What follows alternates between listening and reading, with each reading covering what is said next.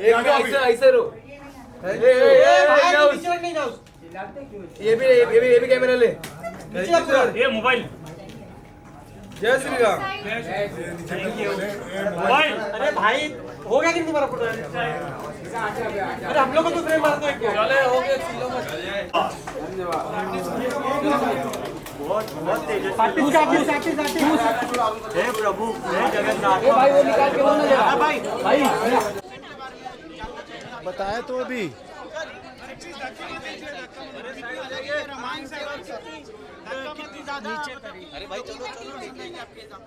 क्या चीज़?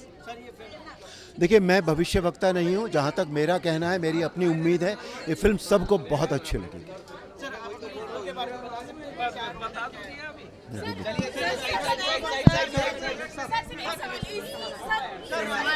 क्या देना चाहता हूँ सर? साइड प्लीज जाने दीजिए 95 जैसा कि अभी श्याम जी ने भी बताया और हमने भी देखा, ये तीनों अंक वाकई हम सब के लिए बहुत पवित्र अंक बन गए हैं। बहुत ऐतिहासिक अंक हैं और इनका हमारे जीवन में सदा बहुत एक ऊंचा स्थान रहेगा। इन 3 अंकों से जो हमें प्राप्त हुआ, यानी रामलला का मंदिर, वो मंदिर हमारे लिए सदा एक प्रेरणा स्रोत की तरह रहेगा। हम उससे श्री राम के जो मूल्य हैं, जीवन के मूल्य हैं, उनके आदर्श हैं, उनके विचार हैं, जो हमें हमेशा से प्रेरणा देते रहे हैं। और ये मंदिर उसी बात का साक्षी है, उसी बात का सबूत है।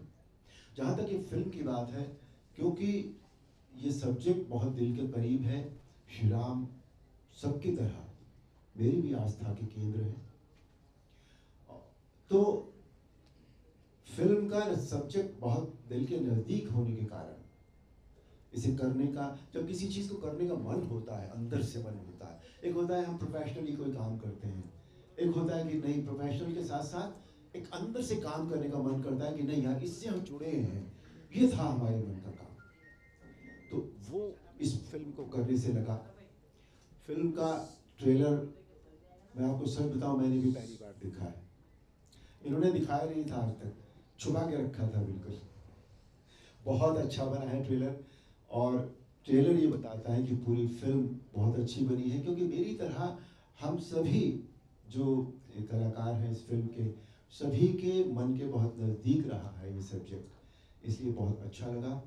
और आप सबका सहयोग अपेक्षित है इस काम के लिए। आज पूरा भारत, पूरा विश्व, जहाँ भी भारतीय हैं, जहाँ भी सनातन धर्म को मानने वाले व्यक्ति हैं, सबके बीच एक ही जय घोष है, जय श्री राम, जय श्री राम, जय श्री राम। आपका सहयोग अपेक्षित है ताकि ये जय घोष केवल किसी एक दिशा में नहीं, बल्कि चारों दिशाओं में गूंजे, और जहाँ भारतीय नहीं है या सनातन धर्म के लोग नहीं रहते हैं, वहां तक भी इसकी प्रतिध्वनि जाए, उन्हें भी एक आवाज सुनाई दे ब्रह्मांड में, जय श्री राम, जय श्री राम, जय श्री राम।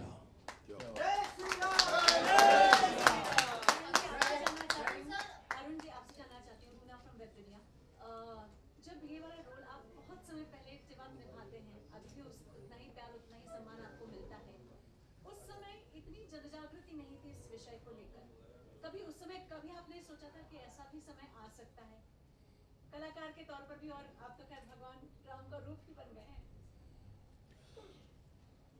नहीं, ये जो आप इस बात को ठीक कह रही हैं कि ये जो एक जन जागृति हुई है, ये धीरे धीरे हुई है।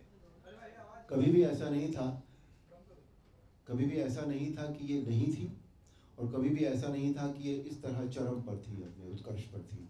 ये धीरे धीरे जन जागृति हुई है, और ये हुआ है राम मंदिर के कारण बेसिकली, क्योंकि राम मंदिर की लड़ाई जो लड़ी है सबने मिलकर, और इसके सबसे बड़े कर्णधार जो कहा जा सकता है, जिन्हें माना जा सकता है, जो हैं, इस सारे श्रेय का जो, इस सारे बात का जो श्रेय है, वो हमारे पीएम श्री नरेंद्र मोदी को दिया जाना चाहिए। उन्होंने इस मंदिर को बनाने के लिए जो साथियों के साथ जो लड़ाई लड़ी है, जो उन्होंने जो विल पावर जो की है कि नहीं ये काम मुझे करना है, मैं इसे करके रहूंगा, उसकी वजह से ये सब काम हुआ है। और धीरे धीरे जन जागृति होती चली गई। दूसरी बात, 2 साल पहले 2.5 साल पहले कोविड में रामायण का फिर से दिखाई गई और उस वक्त इसने वर्ल्ड रिकॉर्ड भी बनाया, तो वहां से भी ये बात दोबारा से शुरू हुई। लेकिन बेस इसका मंदिर है, इस जन जागृति का टोटली। पहले कभी ये नहीं सोचा था कि इस तरह की फिल्में बनेगी, क्योंकि ये हुआ नहीं था। इतने दिन से भी, जैसे पहला जो 6 तारीख जो है 695 का जो 6 है वो 1992 का है। उसके बाद 9 कब आया? 1919 में। आप देखिए 19 और 28 27 साल बाद, तो 27 साल में उस तरह की जन जागृति नहीं थी। लोगों के मन में तो था सदा, ये कभी गया नहीं।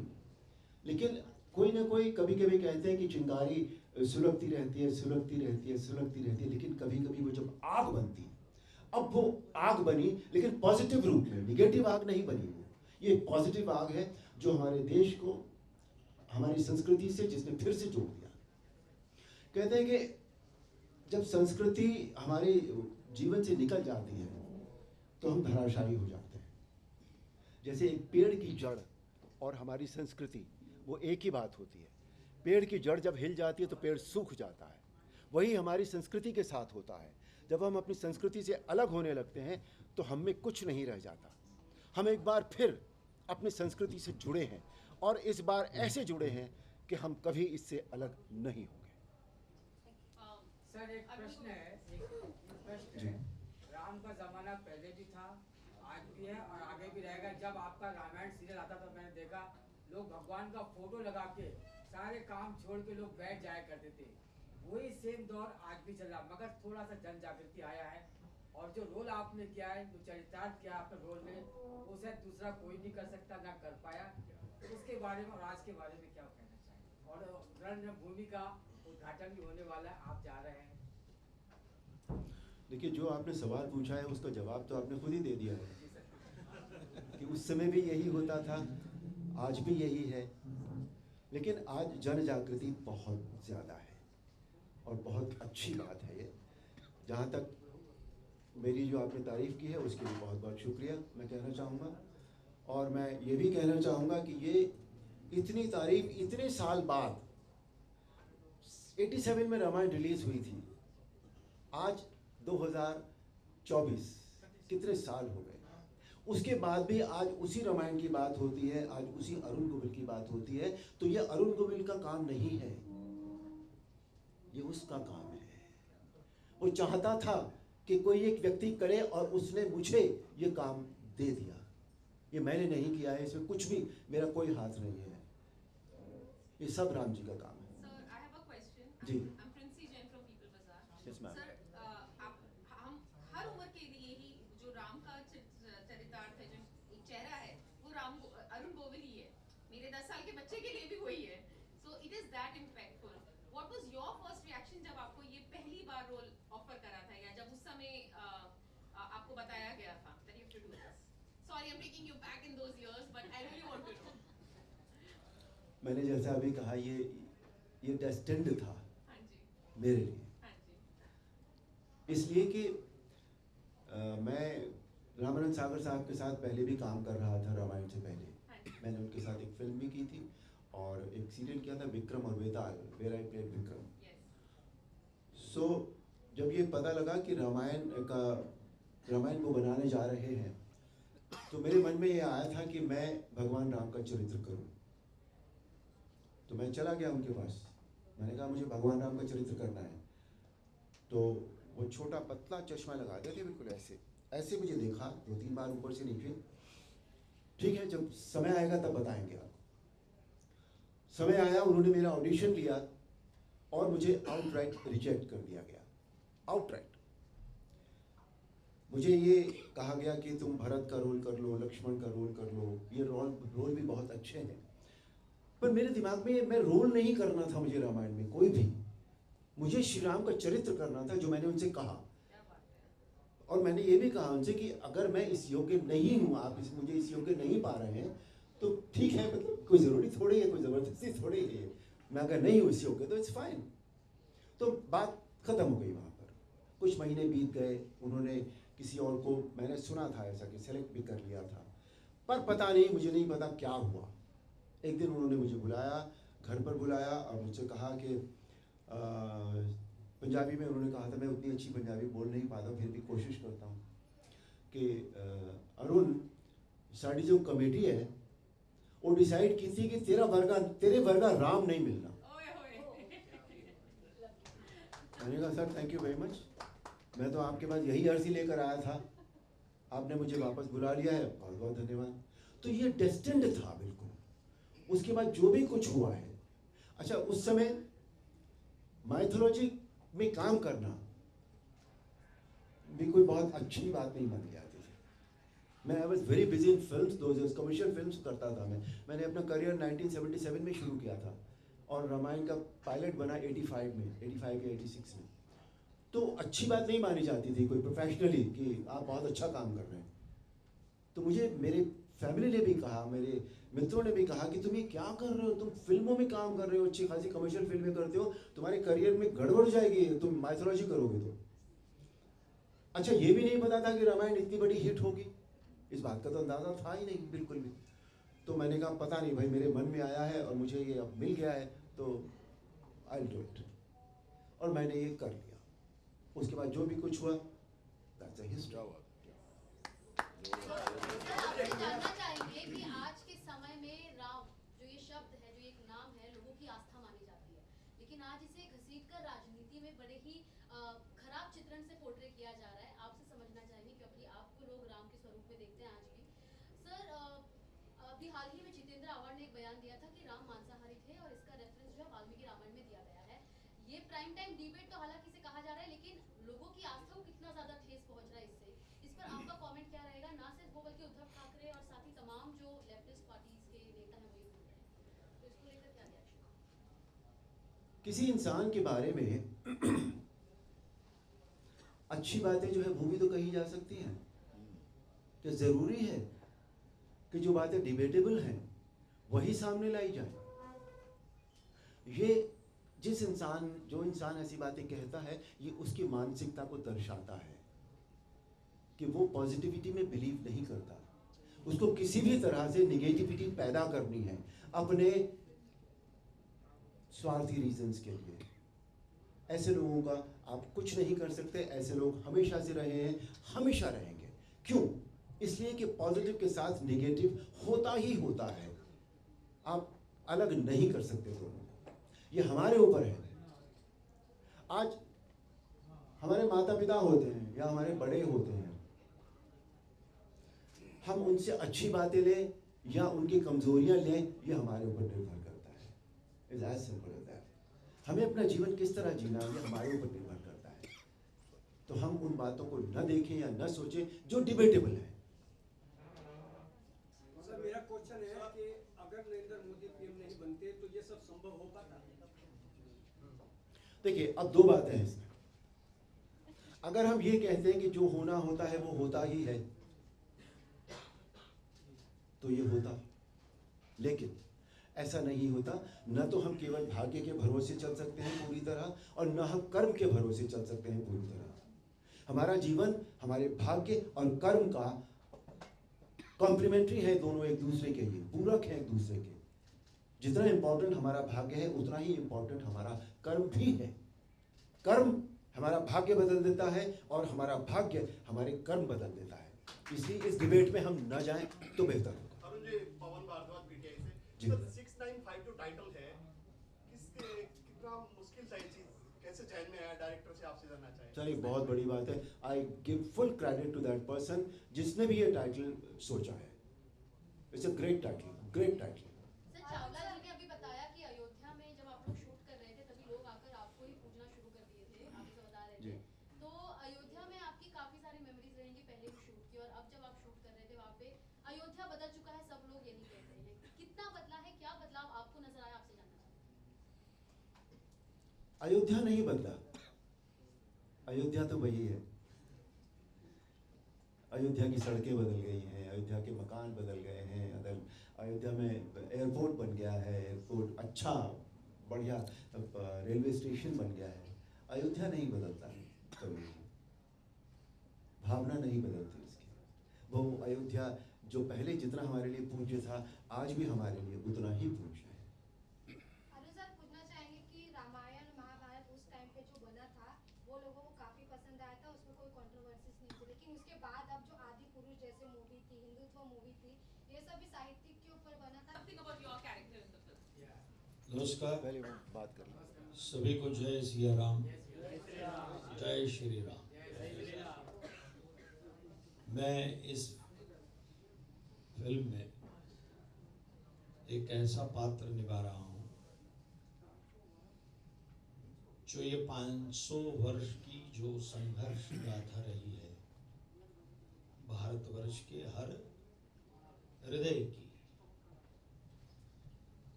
जिन जिन लोगों ने अपनी आहुतियां दी, अनगिनत लोगों ने, और आज ये राम मंदिर में राम लल्ला की प्राण प्रतिष्ठा होगी। प्राण प्रतिष्ठा तो हर जन जन में है, हर भारत के कण कण में राम है। लेकिन जिस बर्बरता से बर्बर आक्रांताओं ने ठेस पहुंचाई थी,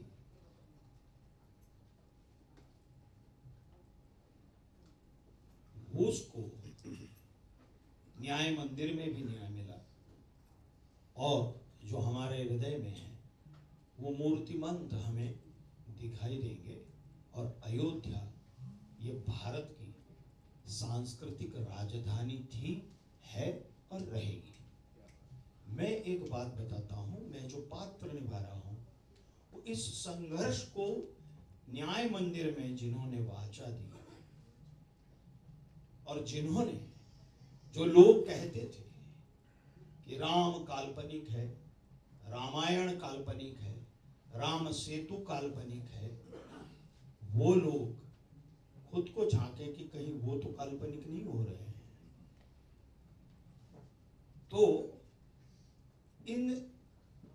इस संघर्ष को और न्याय मंदिर में इसको वाचा देने वाले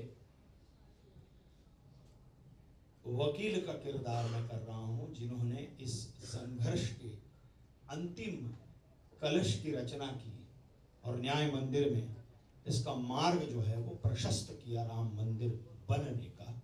वो पात्र मैं निभा रहा हूं। और एक बात मैं कहना चाहता हूं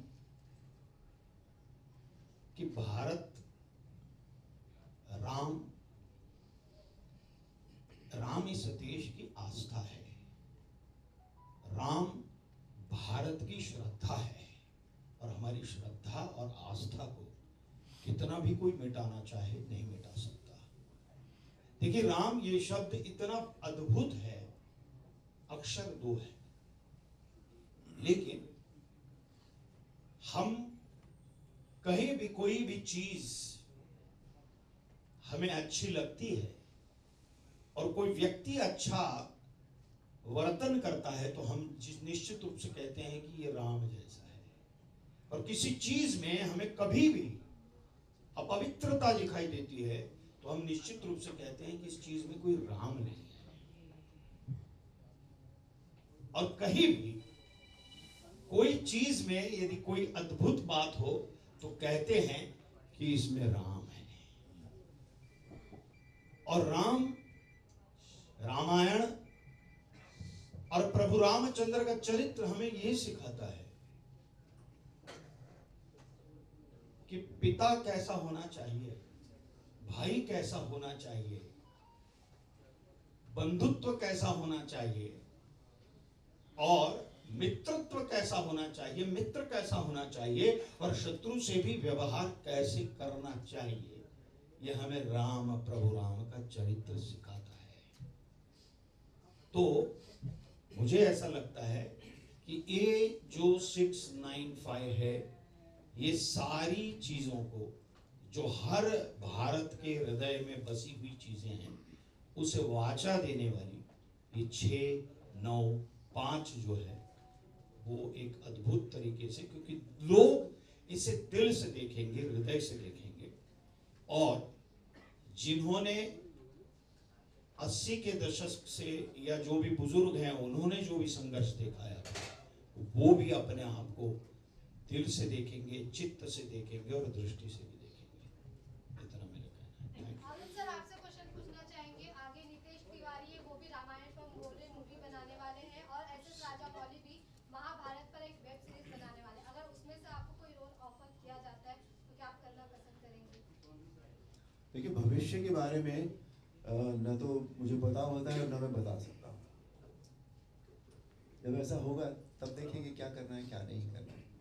आज से कैसे बताएं? अरुण जी मेरा एक सवाल है। जब आपने रामायण की थी तब जमाना डिफरेंट था, तब शायद लोग, मैं तो खैर बॉम्बे का पैदाइशी हूँ, लेकिन जो हिंदी हार्टलैंड है वहाँ मैं एक्सपेक्ट करता हूँ कि वो शुद्ध हिंदी में बात करते होंगे।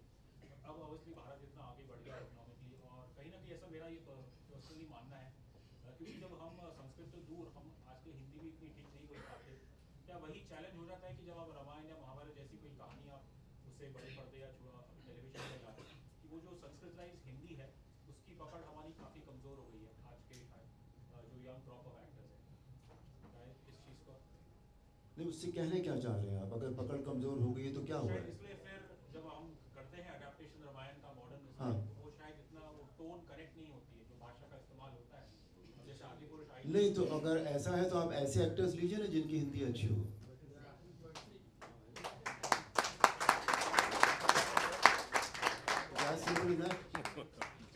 आप अपने सब्जेक्ट के हिसाब से, कैरेक्टर के हिसाब से एक्टर्स लेते हैं ना, तो ऐसे एक्टर्स लीजिए। सर मेरा क्वेश्चन है कि आपने श्री राम का किरदार किया, वो आज तक लोगों को याद है। आपके बाद बहुत सारे आर्टिस्ट ने ये किरदार निभाया, लेकिन कब उनका ये आया रोल, कब चला गया, और आपको लोग आज भी याद करते हैं। आप कहीं जाते हैं तो वहाँ पर आपका बहुत सम्मान होता है, तो क्या हो गया है? क्या आज एक्टर अच्छे नहीं है या राइटर अच्छे नहीं है?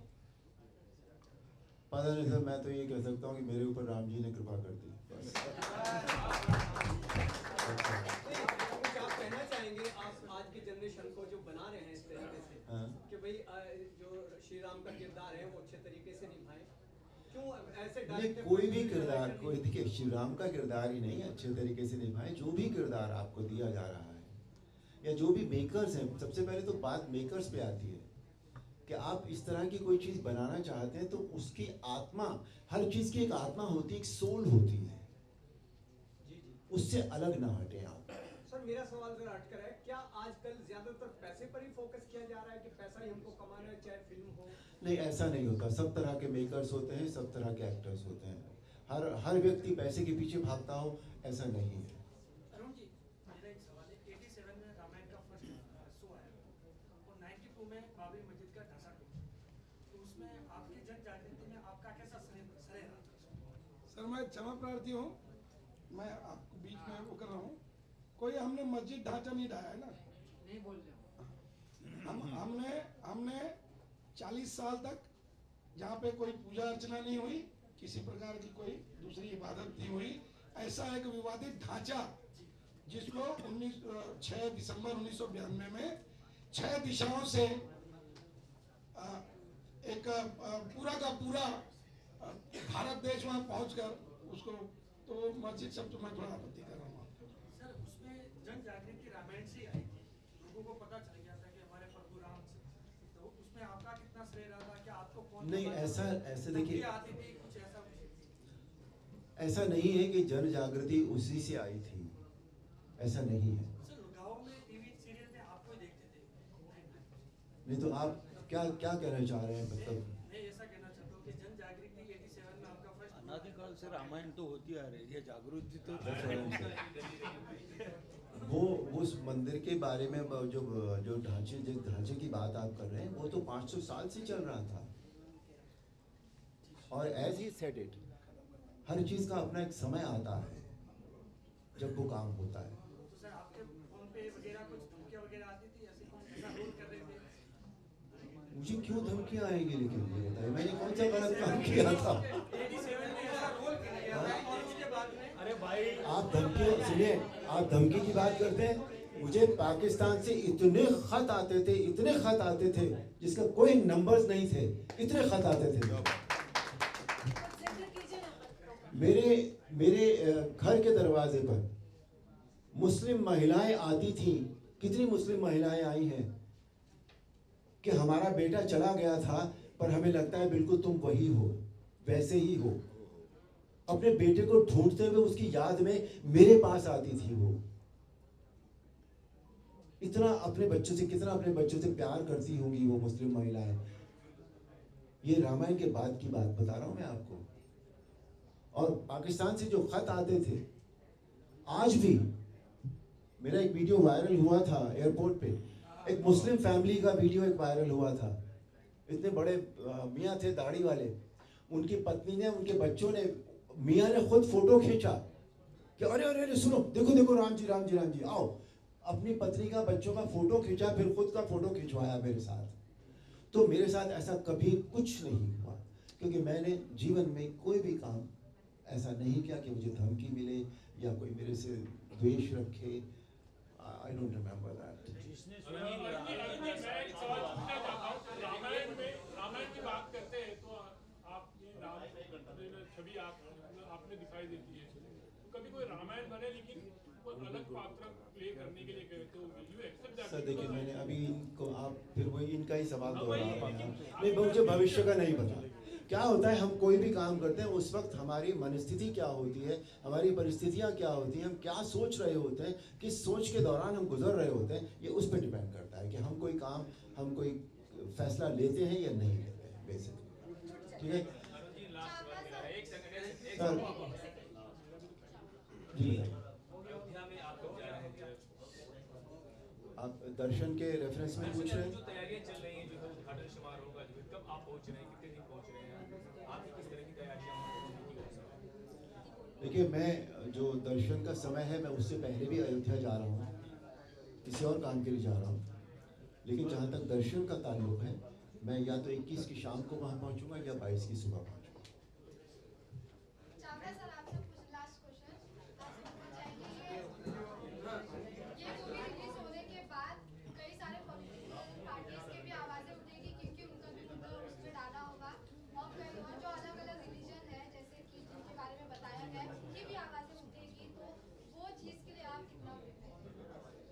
नहीं, हमने बहुत ज्यादा कड़वाहट नहीं ली है। हम हिंदू समाज के, हम सनातनी लोग हैं, है ना। तो हमने मतलब क्या है, एक दो फिल्में पहले आई उसमें, लेकिन क्या पब्लिक भी ज्यादा ओवरडोज है। तो हमने अपना जो पक्ष है, हमारे साधु संतों ने जो अपना इस पे संघर्ष किया, उस पे ज्यादा हमने फोकस किया है। योगी जी के किरदार के बारे में किसने? योगी जी, मोदी जी, ये सब तो क्या है, वो जो भूमि पूजन वाला जो कार्यक्रम था, पूरा आयोजन था, उनके हाथों से हुआ था, वो हमने उसमें डालने का थोड़ा सा सिंबॉलिक तरीके से प्रयास किया। 12 जनवरी को दिल्ली में हम कुछ धर्माचार्यों को ये फिल्म दिखा रहे हैं। 19 जनवरी को पूरे भारत में ये फिल्म रिलीज होने वाली है।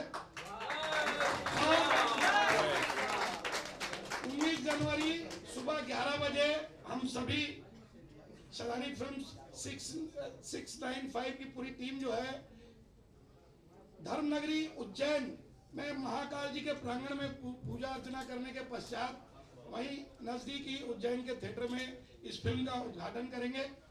और उसके बाद 24 जनवरी को मंदिर निर्माण समिति के जो प्रमुख हैं चंपत राय जी ने भी हमें आमंत्रित किया है। 24 जनवरी को शाम को 5 बजे हमारी पूरी टीम राम मंदिर भी दर्शन करेगी और रात को 8 बजे सभी जो शीर्ष नेतृत्व है मंदिर से जुड़ा हुआ, वो सभी मिलकर फिल्म को देखेंगे साथ में। ये मैं जानकारी हम जरूर मांग करेंगे और आपका सहयोग चाहिए। आप ही के ऊपर सारी चीजें डिपेंड करती हैं।